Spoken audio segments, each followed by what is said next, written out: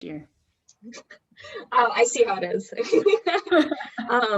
So yeah, as Evie said in our introduction, I was actually introduced to Okinawa and Okinawan studies through OMI. Before OMI, I really didn't know where Okinawa was at all. So I definitely learned a lot in my 4 undergraduate years. I came onto kind of the idea of tourism in particular because OMI's people in OMI and the stuff that we do works a lot with the war and the post-war years, and specifically the years before reversion. And that was a really interesting theme. And a lot of Okinawan history also focuses on the pre-war, or like the Ryukyu Kingdom era. And I found myself really interested by the modern day. We kept going to the island, and we kept going as semi-visitors, semi-researchers, semi-tourists too.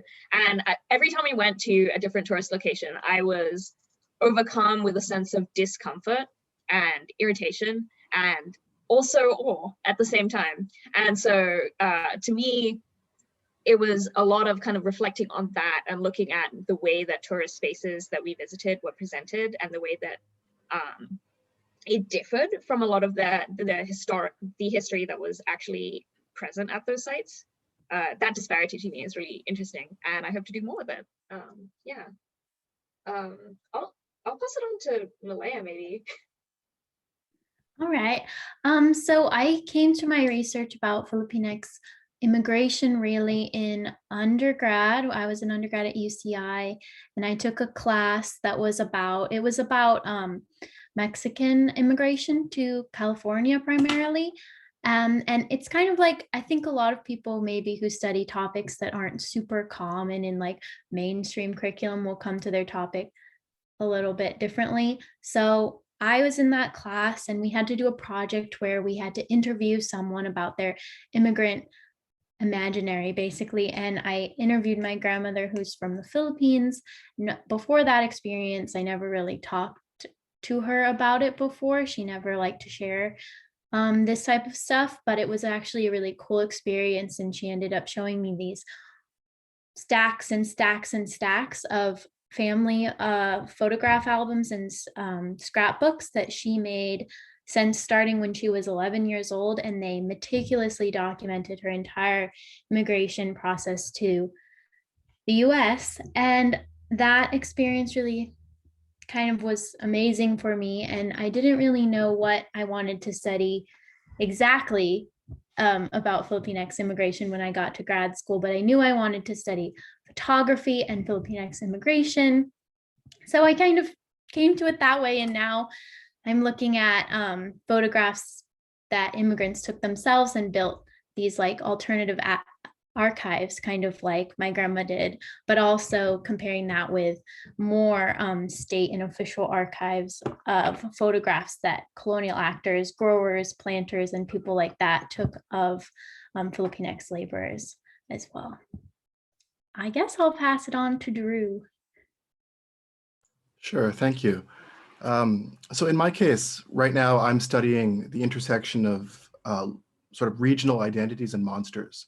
So by monsters, I'm talking mostly about yokai, or sort of transforming creatures in Japanese history.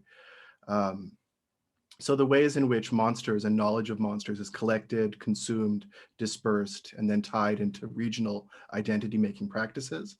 In the present, it takes the form of things like yurukyara in Japan, where there's regional mascots tied to local produce and lifeways in various cities, but also things like Pokemon and Yokai Watch. But I'm really, the goal of the project is to think, how did we get there? So what culture or history allowed for this kind of character culture or monster culture to emerge? So I'm sort of trying to trace that back to the Edo period. To answer the question more generally, though, I mean, how I became interested in Okinawa or Japan, it's sort of a longer road. I actually did my undergraduate degree in English literature. I was interested in modern British poetry, T.S. Eliot and the like, but I worked as my part-time job was to teach Japanese university students English conversation. So I gradually got pulled towards an interest in Japan and history.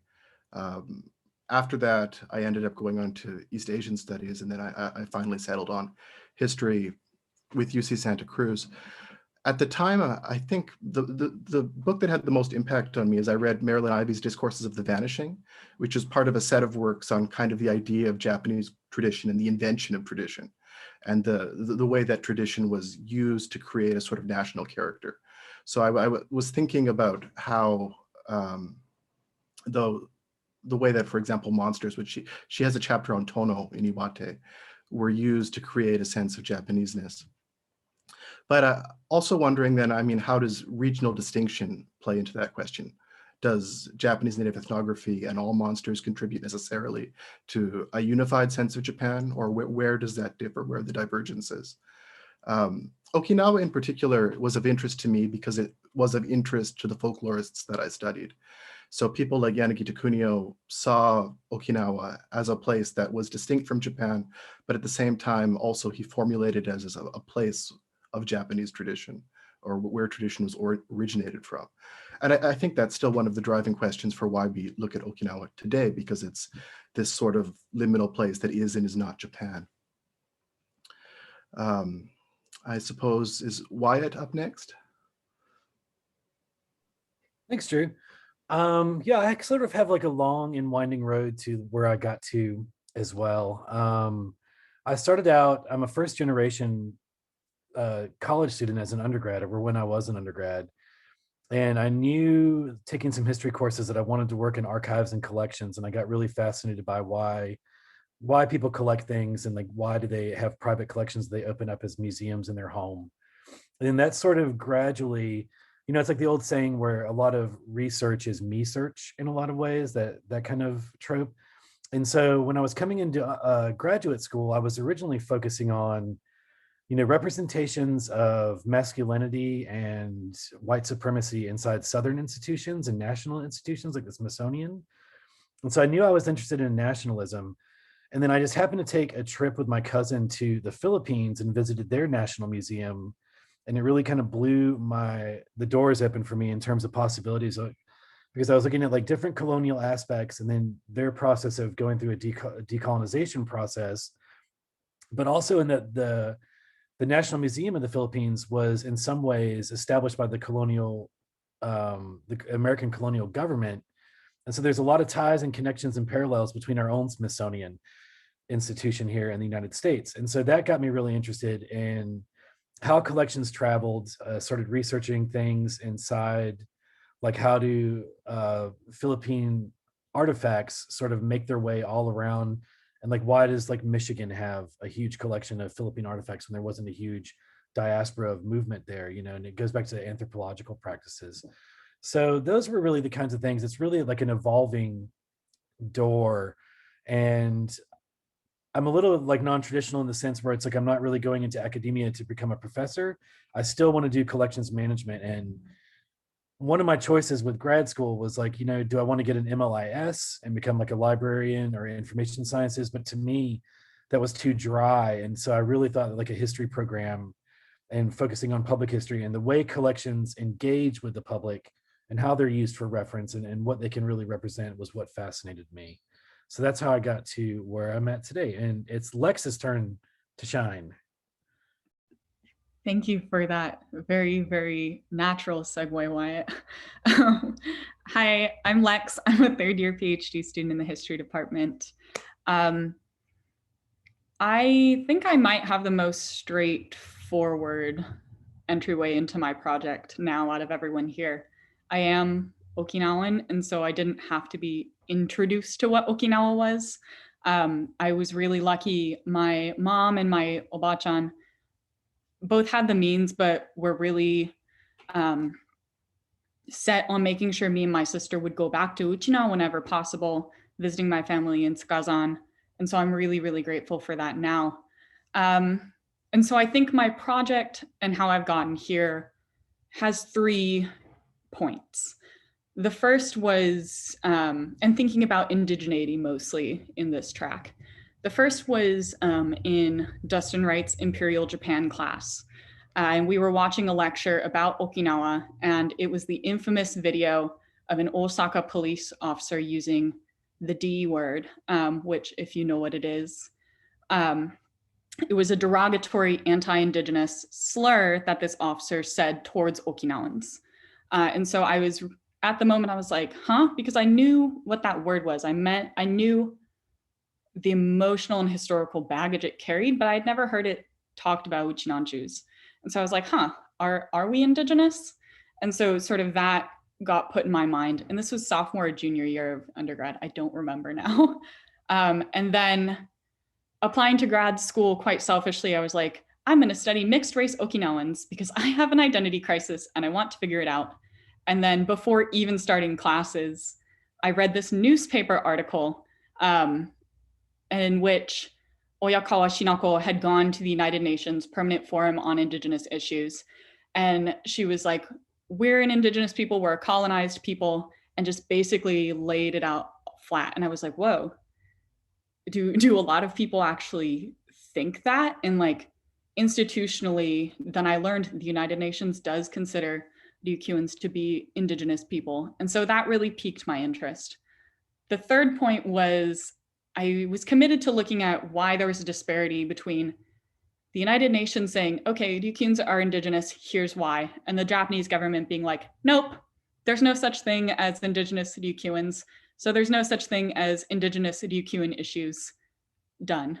And so I went to the United Nations archives and I was a bit disappointed. I did not find nearly as much information as I wanted, but I found a couple interesting documents from the post-war period in which the United Nations was playing a pretty heavy hand in administering, actually not administering, relief and rehabilitation aid to Okinawa, even though it had been devastated during the war.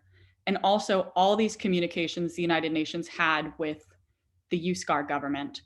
And so that's when I got to my current project, which is in looking at Okinawa through an Indigenous perspective, why were Okinawan, the Ryukyus not put on the list of non-self-governing territories after the USCAR period? Why was it not tracked towards independence?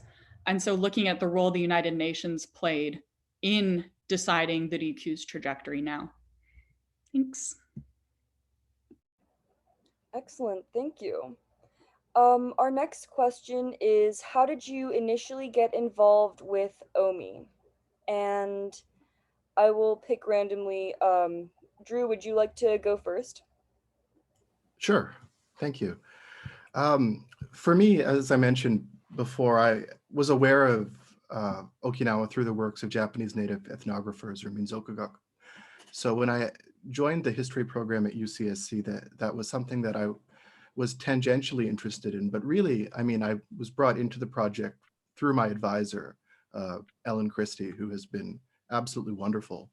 And I think one of the things that is maybe sort of a truism for graduate students is, to an extent, your advisor's interests become your own. And that really brought me onto the project. I initially was working a little bit on with the editorial board and things like that. But for me, the moment that I decided that, wow, Okinawa is really something that I'm passionate about and interested in studying was our first excursion, or the first excursion that I participated in, where I helped many students do archival work, and we traveled around the island, and I really got a sense of why Okinawa matters. Thank you.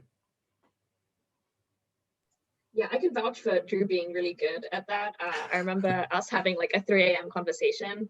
I think we were at Mossberger and Drew was telling me why about yokai, and I was like, oh my god, he's such a cool grad student.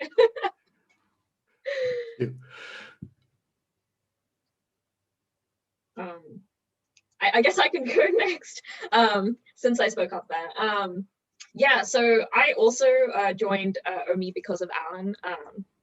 Alan was my provost for Cal College, and I remember asking him, is there a way I could get involved and just do stuff around the campus? And he was like, have you heard of my cool new project, OMI?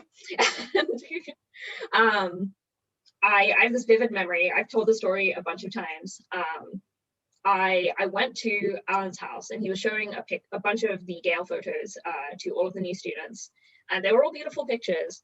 And I remember there's a picture of one of the burial urns on Okinawa, and I looked at the pattern and I was like, I recognize that pattern. That's like a Hindu pattern. I've seen that before at like temple. And to me, like what instantly grabbed me there was like, how did that get there? And from there on, I just kind of threw myself in, and it was fascinating. Speaking to what Wyatt said earlier about all research kind of ending up being a little bit me-search, I found the idea of like a torn identity, not entirely being sure of like where you belong and being trapped between larger colonial powers was very compelling as a, you know, British Indian person, you know. So I found that very compelling to me. Yeah. I can go. So I when I was applying to grad school here, I definitely was doing my background research, which a lot of you guys will do when you apply to grad school. You have to kind of check out all the people, all the organizations on campus. And I was applying to work with Dr. Alexyss Yang, who works on OMI, and I saw that on her profile, and I saw it on Alan's too, who I'm working with also. And I was like, you know, this is kind of similar to the Philippines. Maybe they have these interests in this colonized place that was colonized by the US. Maybe they want to work with me. Maybe I can kind of use that angle to get into grad school here. And so, and also I was really interested in it because I know a lot of people from Orange County who are Okinawan, so I kind of knew about it. And I was like, I think this aligns with my research interests. So that's kind of the first introduction. But then once I got to grad school here, I was kind of like trying to figure out a way where I could get involved in OMI, because I'm like the type of person who wants to get involved in everything. And I was kind of like, how do I get involved? How do I get involved? I don't know what to do. But then I was TAing with Lex and Drew, my first time TAing in my first year for History 80Y, the memories of the Pacific War in Japan and the US. And the whole time I was like, okay, gonna get involved in OMI somehow. And then Alan mentioned his new project. They were applying for a grant to write curriculum, design a class on Okinawan history. And I was like, here's my chance. Gonna go in. I'm really passionate about pedagogy, about teaching, and I have experience in curriculum design. Kind of got in there, and that's how it happened. I think in grad school, like I've learned from that experience that if I want to like get involved in stuff, I just have to like do it. And now being in OMI has like really showed me that I can be involved in so many different things, especially related to curriculum design. So yeah.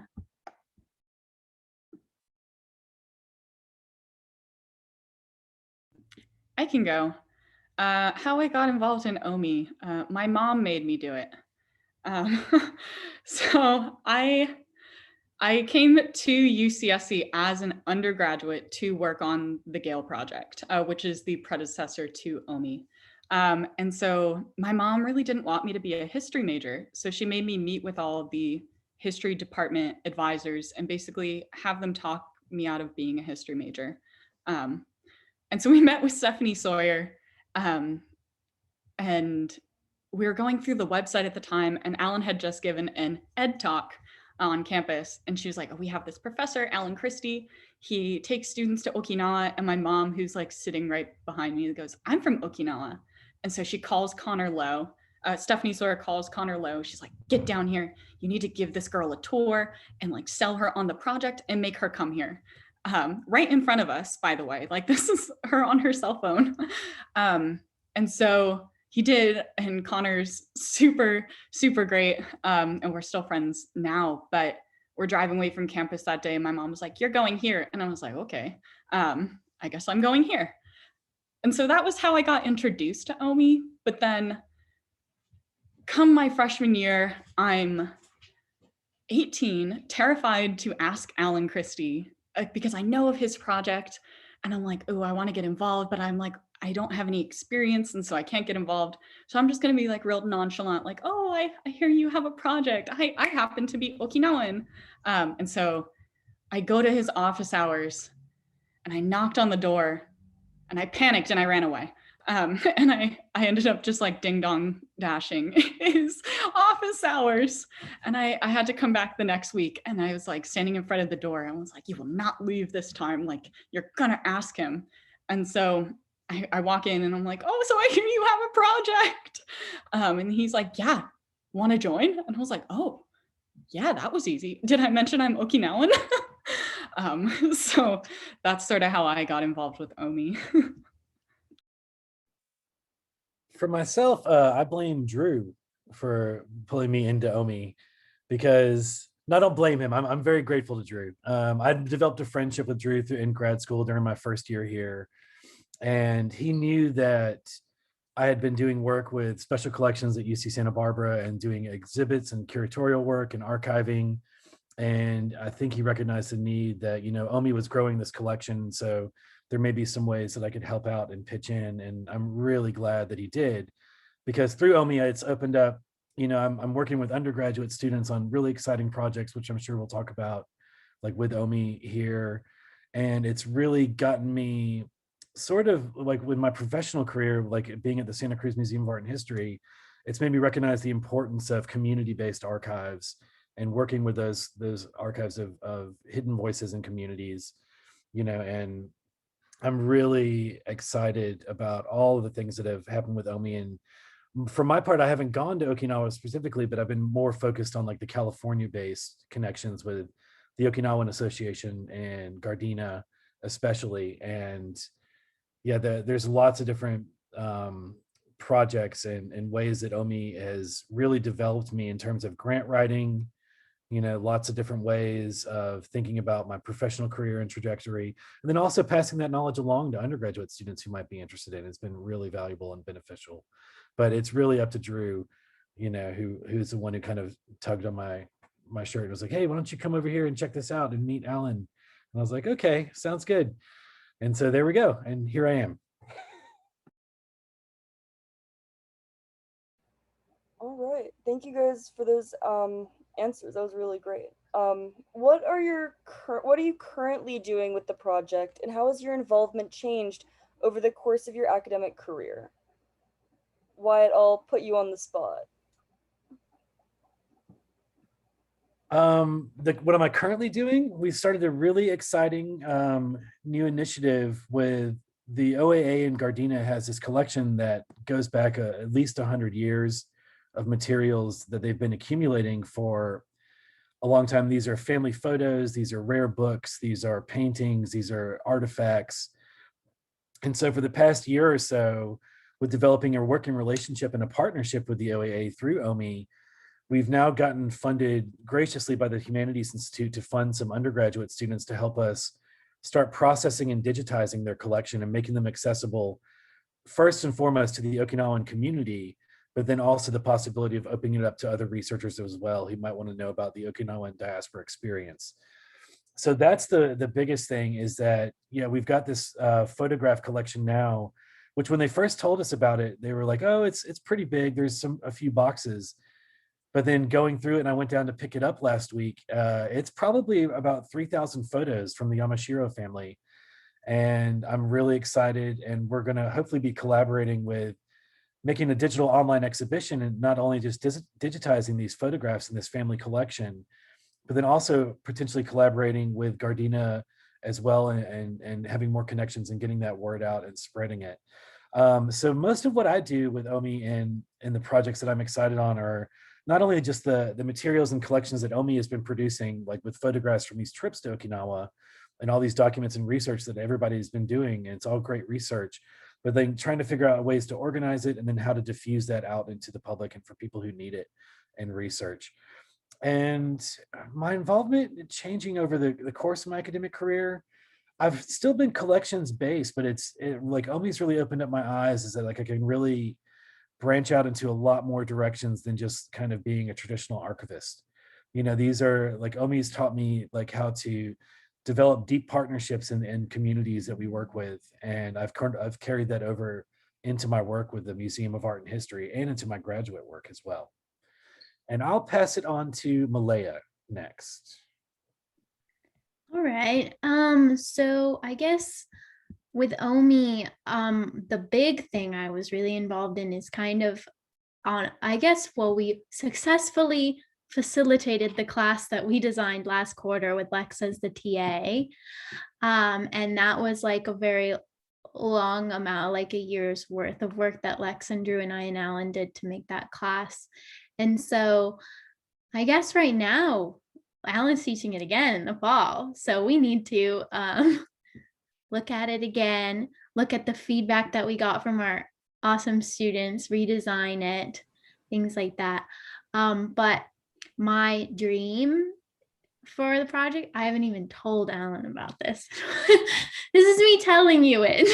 That I think we should we should use the resources that we started to make for the class and make a tab on our new OMI website for educational resources that can fit in with things like ethnic studies, California history, social sciences framework, also educational resources for folks in Okinawa, things like that. So that's the new proposal. I do hope to work more with Alan on photographs, and especially the new photographic collection coming in. So, but I'm not really so sure about that yet. But I guess let's talk to Drew about it. Yeah, can I jump in and provide just a little bit of context on that class that we designed? Because in the fall, it went very, very well. I mean, we had excellent feedback from students, and I'm really looking forward to the next iteration. The class was based on a proposal that we made to develop an online course, which I know everybody is sort of exasperated with now, but this was pre-pandemic days. So the idea was an online class that students could take, and we would use the fact that it's online to be able to allow students to engage with Okinawa through different digital means. So for example, we would record soundscapes of Okinawa so they could hear the sounds of the plains overhead. They could see lectures that were taken at various key spots in Okinawa. When we traveled there a few years ago, we had guest lecturers like Cameron Vanderskoff and Dustin Wright, of course also Ellen, recording their lectures all over the island, whether they were in caves that were occupied by Okinawan civilians during the war, or in front of the aquarium, or key battle sites, or actually in front of Henoko, where the base is currently being constructed. We had managed to try to provide students with a sense of Okinawan space through the videos. So that was really the goal of the online class. And Meleia, myself, and Lex did, with Ellen's assistance, did a lot of the grant writing for that. Yeah, I think one more thing about the class is like, we totally revamped it, but there was an in-person 150E that had been offered previously. And so I took that class with Dustin Wright in undergrad, and I think I really enjoyed the class, but one of the things that became abundantly clear when we were redoing it was that the goals of the new class were going to be very different. We wanted it to be pedagogically forward-thinking. We wanted it to check off a GE that maybe other history classes weren't doing, which was an interpreting media GE. And then for me, the thing that I wanted students to come away with was just blinding confusion about Okinawa, because it's such a complicated place, and to do DQ in history service in 10 weeks is impossible. But what we could do is give them a sense of the complexity. And so the way that I envisioned that was including a lot of diasporic sources, which are not in English and also not in Japanese. And so one of the big highlights of the class for me was assigning Flor Kaneshiro's Ninufabushi, which is a video in Spanish, and it doesn't have English translations, and that was totally fine. Another thing we sort of slipped in there was a collection of Lee Tonochi's poems, which are in Pidgin, which is totally different than English. And so really the other main language component we moved in there was the first module. We spent a lot of time going over Shimakutuba and also introducing important Uchinaguchi words, which for me was the most important part of the class. It would be easy to say how my role has changed. I was the CYP in 2016 to 2017 when we did the Cessnon Gallery right after the first trip to Okinawa in 2017. And from there, I sort of took a step back from the sort of gallery and event stuff, tried to finish out my senior year, and then have moved more so into this curriculum spot. But technically, I'm the policy czar, which means I'm here to be tall and scary and keep undergrads in line. So technically. If I can add one more thing about the online class, and the part that I found most exciting was that the students didn't have an essay at the end, right? They used the documents that we collected at the Okinawa Prefectural Archive. So I had collected thousands of documents, and I spent a few weeks selecting what I thought were some of the best ones, some of the most legible documents, about 130. And we assigned the students an Excel sheet where they had to choose their own unique document, generate metadata on it, and then perform a sort of cursory analysis. And the reason why it's so interesting is because it's actually historical work. A lot of the time, students in history, undergraduates especially, don't really have an opportunity to work with primary sources, to look at archival documents. They're more pushed towards historiography or understanding the way that other historians have understood the past, rather than being able to engage with the sources directly themselves. So the opportunity to use all of these documents from the prefectural archive, I thought, was fantastic. Yeah, so my path is a little different to everybody else, just because I had very different interests. At first, I took over from Lex when Lex stepped down from CYP. So I was initially being paid to kind of do more leadership stuff. And I was really involved in the Smith Gallery, which was just like a brief gallery about the OMI students and the student project part of our work. And after that, I transitioned into media production, and I was really interested in oral histories specifically. And so that's a lot of the work that I've been doing currently. Alan forbid me from doing any work for him because he said, it's your first year at a new school, you're not allowed to work for us, but I'm hoping to get back to it next year when I have a little more experience under my belt. But yeah, one of the best parts of working for OMI was definitely going through all of the galleries in Okinawa and the oral history interviews in Okinawa. It's a lot of work compiling all of it together, putting the interviews together, making sure that you get all the consent forms afterwards, and but it's really rewarding. And one day, hopefully, we'll actually be able to put all of them out on the website in a way that people can access them. Excellent. In order to save time for some audience questions, I'll move on to my final question for all of you. So what was your transition from being an undergraduate to a graduate student like? And do you have any advice for undergraduates who might be interested in pursuing graduate level work in the humanities? Maybe I'll go first because I have very simple advice. I think for a lot of students interested in grad school, maybe they like writing or dread writing, or they have some sort of complicated relationship to writing. The best advice I ever received as an undergrad is that the perfect is the enemy of the good. So for me, writing is a painful process. Every word I rephrase and dread and think whether or not it has to be rewritten. It's better just to have something on the page and revise it later than to be constantly stuck worrying about the quality of your writing. So the perfect is the enemy of the good is the advice I would dispense. This is like such a a hard question, because I could go on about 1,000 different things. But one thing I would say from experience is do not go to your undergraduate school right after your undergraduate degree. It's a really tough transition. Basically, you're entering your 5th or your 6th year without ever stopping, and you're just like going into a PhD program now. And an issue I had was it became very obvious to me in my first year of grad school that none of my undergraduate friends knew I was good at school until I went to grad school. They just assumed I was a jock. I played lacrosse for 4 years, so maybe it was warranted, but when I got into grad school, they were like, "You what?"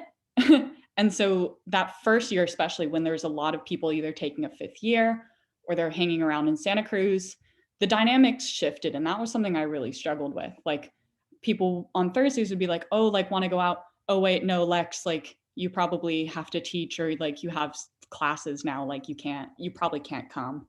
And so like that was a tough dynamic. I think also the other big thing I struggled with, particularly for the first year, was being so young and teaching. The imposter syndrome didn't bug me in my grad seminars. It bugged me that I was now the TA for people who 6 months earlier I had sat next to in class. That was super, super tough. I think like I have a professional mom. And so I had in my head, I was like, as a professional woman, I can either be considered competent or I can be liked. And I'm just going to be considered competent. I don't care if people don't like me. But when you get in the classroom and you have 60 students, it turns out I really cared that they liked me as well. And so trying to figure out that balance took a lot of emotional labor as well. I can speak on that a little bit. I think my transition into grad school from undergrad was really hard, and I feel like I'm still transitioning even though I'm a 3rd year. And it's because I think a lot of it is because was younger in my first year, and I had a lot of imposter syndrome. I still do, but it's kind of like Lex, you just kind of have to fake it, especially in front of your students, and try to act like you are, you belong until you believe it, and maybe you won't believe it, but you just gotta try. And then the other thing for me was that I'm still trying to learn is that, but I guess this would be my biggest advice, is that you really have to try to speak up for yourself as a grad student, because you're kind of just, you have advisors and you have people, but you're also kind of on your own because everyone's thinking about a lot of other stuff. You're not the first thing on everybody's mind all the time. You have to speak up for yourself, to your advisors, in seminars and grad classes, because everyone in your seminars is super smart and is going to be talking, and you kind of have to advocate for yourself to be involved in projects like OMI. You have to reach out to people and things like that. And I think that's the biggest thing that I had to learn in my first year. I was kind of like really scared about doing those things, but also like kind of feeling like, why isn't anybody notice me or something like that. But like, you have to be your advocate, I guess, in grad school. Yeah, and I can continue to speak to that as I'm in my first year right now, and as if it wasn't difficult enough, doing it in a pandemic, it's suddenly been different. I will say definitely feelings on immediately transitioning are, oh my God, I am the youngest in my class by far, and you are constantly reminded of that fact all the time. I feel both okay with it, like with not having that experience. I don't have quite as much imposter syndrome yet, but again, I'm not teaching yet. I'm sure that's when that's going to come up for me. And I really, really agree with Meleia. I think the hardest thing for me has been advocating for myself, because in undergraduate, Alan and Noriko and Alice and everyone in the department was so kind to me, and they really kind of offered me a lot of opportunities. They were like, have you heard of this thing? Have you heard of that thing? You should apply to this thing. And that was, I mean, even that little push was really useful for me. And you do not have that support in grad school. You are nobody's first priority ever. You have to do it yourself. And so one of the things that's been really important to me is keeping up with my cohort, just having friends that are also grad students, and their knowledge is going to be just so much more like helpful, and making sure that you have like a group of people that are all invested in the same things. It's so useful. Yeah. I have like a different experience than that because I came back to school late. I never graduated high school, actually. So this was when the time I did hit undergraduate in my 30s, I felt like I was laser focused and I was like, I'm going to do this. I'm going to put myself over. This is going to happen. And I still had the imposter syndrome. That didn't like negate that at all. I still don't feel because of those things that like, you know, I'm older, like especially in undergrad, I felt like I was like, oh my gosh, I'm in my late 30s and everybody's like 21, you know, so that was a little difficult. And also being in the humanities and getting a PhD, because I'm not on the track where I want to be an academic professor. It's really challenging. And because you're going to go and ask for advice from professors about what you should do, or like what track or what path you should take, but their experience is going to be different. So my advice for those of you who are interested in grad school and want to do something outside of the classroom and like a university setting is go and find the people who are where you want to be. And for me, it happened at UCSB when I went to the head of special collections, Danelle Moon, and I just arranged an interview with her. It's like, I just want to talk to you about your path and how you got here.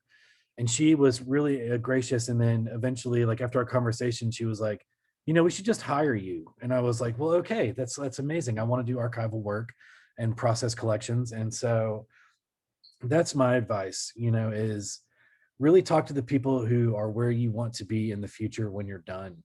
And I'm super grateful, and I love my experience here at UCSC, and especially for Alan and Noriko. Like, I don't think I would have survived it without them, you know, because I did have all those kinds of insecurities about, well, it's like, well, I'm not going to be a professor. Like, what am I really doing? But it's working out, and it's opened up so many other opportunities and connections that are helping me in my professional career currently. So like I'm now in the place where I want to be when I'm done with grad school, like in the middle. And so I'm just building that up and building off of it. And it's all thanks to like OMI and like the Humanities Institute, especially for supporting me in that. I just want to quickly clarify. I'm not saying don't go to graduate school at your undergraduate institution. Maybe wait a year. Wait till your friends are gone and you might not have to teach them. That would be my advice. I'd now like to open up the floor to members of our audience if you have any questions for our panelists. And feel free to unmute yourself, or you can put your question in the chat.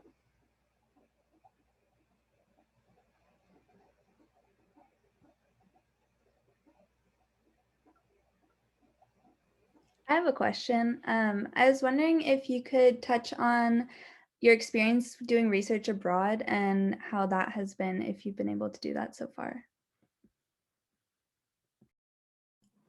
Maybe I'll start because I am abroad, if I may. I have been able to do a lot of research. The challenge, of course, facing us right now is the pandemic, which means that travel is difficult. Off and on state of emergencies mean that you can't always get to the museums or archives that you want to, even if you're living in the right place. I mean, even though I'm in Yokohama, I can't always get to be where I want to, although I've had some success. One thing that I've really discovered, though, is there's just so much information online. So many databases and archives are accessible online that I think I would never have found if my options weren't as limited. The other thing is, what I've learned is archivists and librarians are so interested usually in helping you find the things that you need. So the first step for me always before going to an archive is, of course, to write them, to explain the kinds of things that I might be looking for, and to provide some examples. And I've always received such incredible generosity in the replies. that really helped me locate materials. And this is to speak to a completely different aspect of it, which is in non-pandemic times, there is not very much money to go and do research abroad. It is hard. It is really hard to get that money, and it often requires fellowships that are not from your school, and applying to those are a pain in the ass. I would say that it's tough, but also so rewarding when you do get to do it, because I mean, I haven't done it as a grad student yet, but as an undergrad, going to the archives, doing the oral history interviews, it is so useful, I think, in like building your basis. I think that all the online archives are going to help in very certain ways, but especially if you're leaning into a more anthropologist outlook, which is definitely where a lot of my research has been leading lately. There's something about being like in the community that's important. So.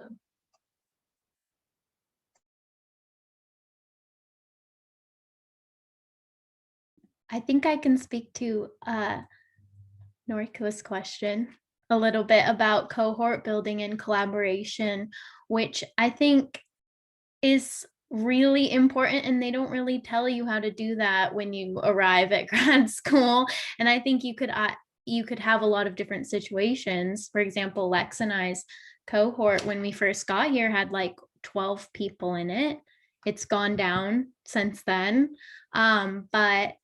or you could arrive and be in a cohort where it's just you, or just you and one other person.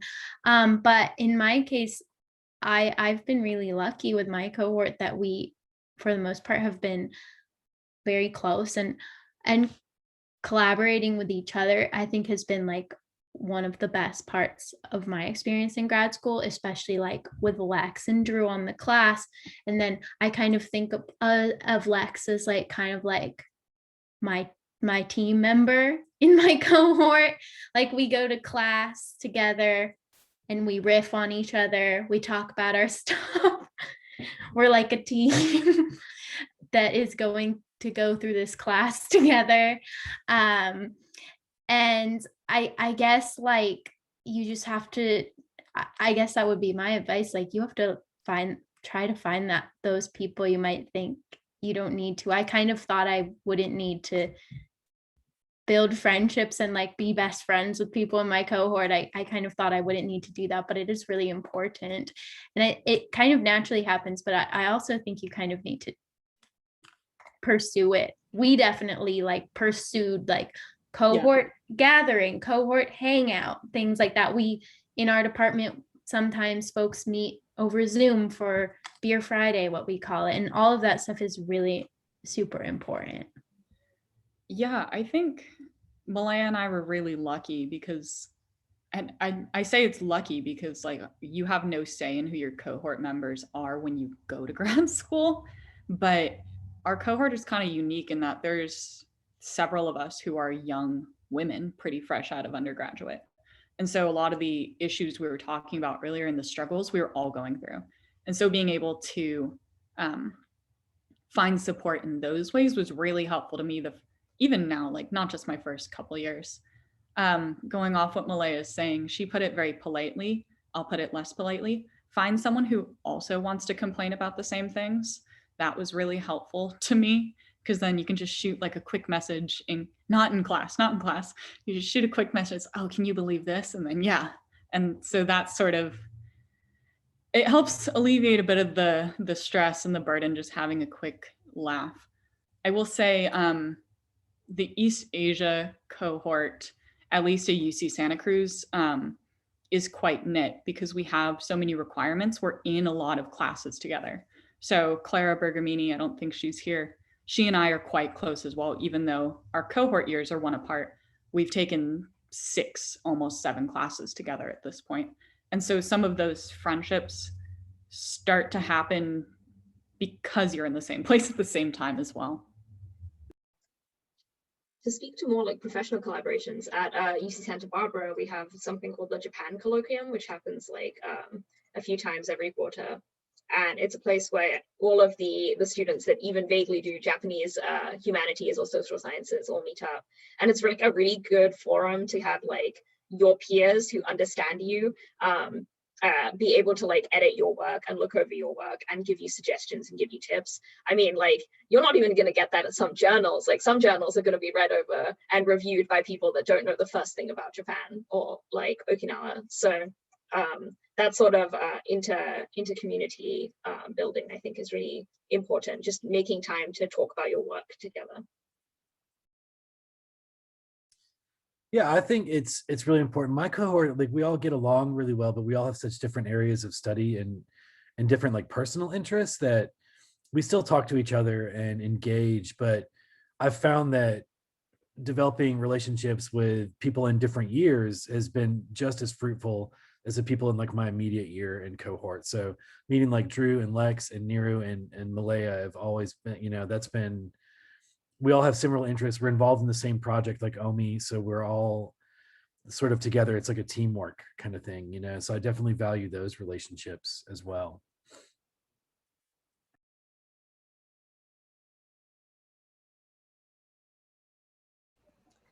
Oh, I can speak to the other question too about teaching strategies that you're trying. Oh, unconventional strategies for the moment. So this morning in my class, we did Zoom breakout room speed dating because it's week 1, which was like way harder than doing it in person because you have to put people in breakout rooms and then bring them all back and then put them in breakout rooms and then bring them all back all in like 1 minute time spans. And it went really well, and in my first class this week, everybody really liked it. But in my second class this week, I was like, okay, we did 2 rounds and I was like, should we keep going? Is this going well? And they were all like, no, let's stop. Let's not go anymore. So I guess with these unconventional strategies, like, you kind of got to test them out, and it works really differently in every single situation. But I've been having just the funnest time testing out like different stuff in section over Zoom. And for the most part, it's been great. This is not a Zoom teaching technique, but I found myself looking deeply back at my high school Spanish classes, because I think when you're teaching, at least the East Asia classes, a lot of the material is really new to students. And so like how to hammer home some of those things can be difficult when you're just having a discussion. I liked the fly swatter game, which if you took high school or middle school Spanish, the teacher reads out the question, and then on the PowerPoint board, pull down board thingy, there's the answers, and then whoever smacks the board first, like that team gets a point. The other one that my students really seemed to like was mock trials. This is actually for Noriko's class because she had weekly prompts where you could either argue for or against. So we went into teams, they argued for or against.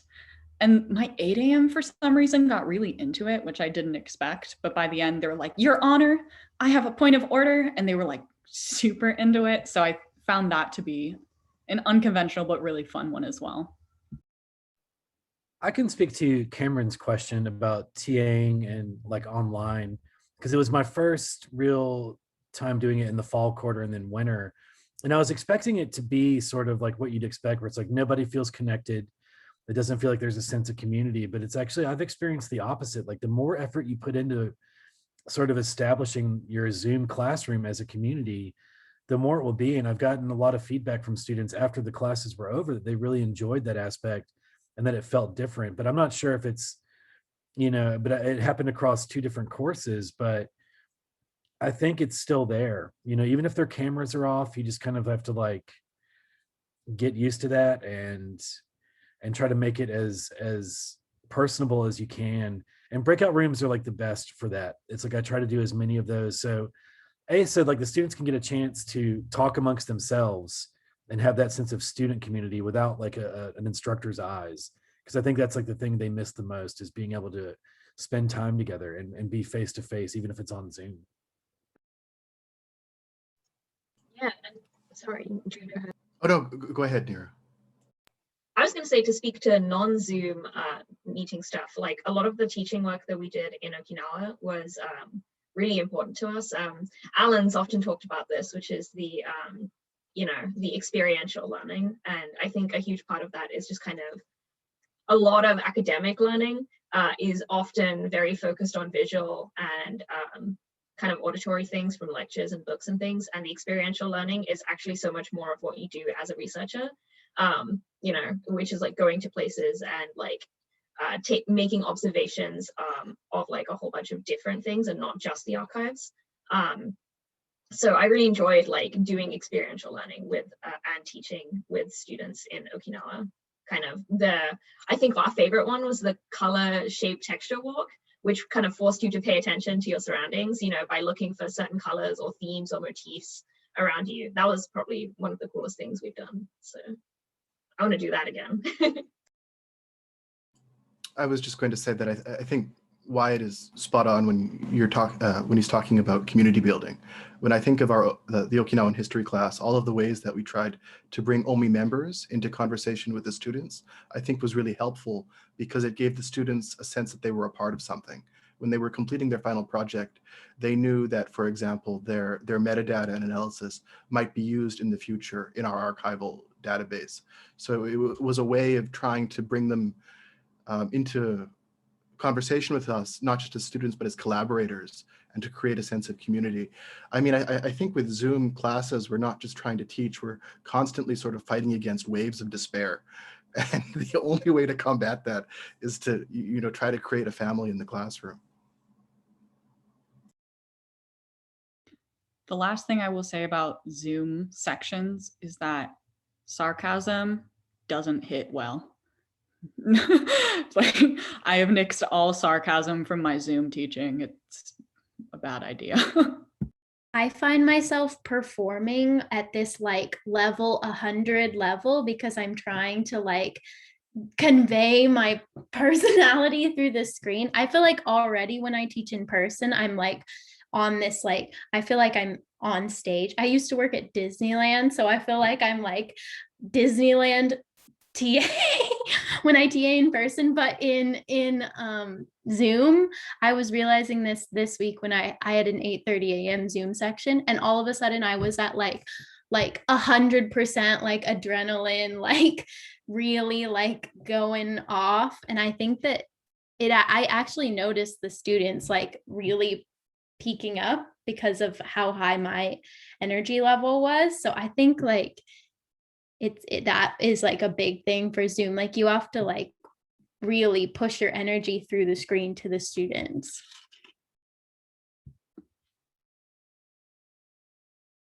Wonderful. Thank you all so much. On that note, as our event is wrapping up, I'd like to thank our speakers for being willing to share with us and for everyone who came and participated. If you'd like to stay in touch with OMI, you can follow our social media and check out our website. Additionally, there is an upcoming THI event featuring OMI member and oral historian Cameron Vanderskoff entitled Memory Work Oral History as Toolkit for Creating a Living and Making an Impact. And the link for that event is in the chat, which I will do right now.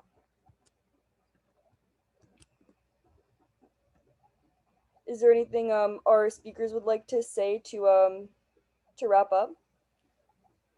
I think I won't speak for everyone else, but if there's other questions afterwards, I can stick around for a little bit as well. Thank you for coming and listening to us. Yes, everyone. I'm so appreciative of the audience, and thank you, Edie, for doing such a wonderful job Yes. of moderating this for us. It's really been a pleasure. Yeah, thank you for coming. And my biggest thing and takeaway is grad school is something you do in community, so do it together.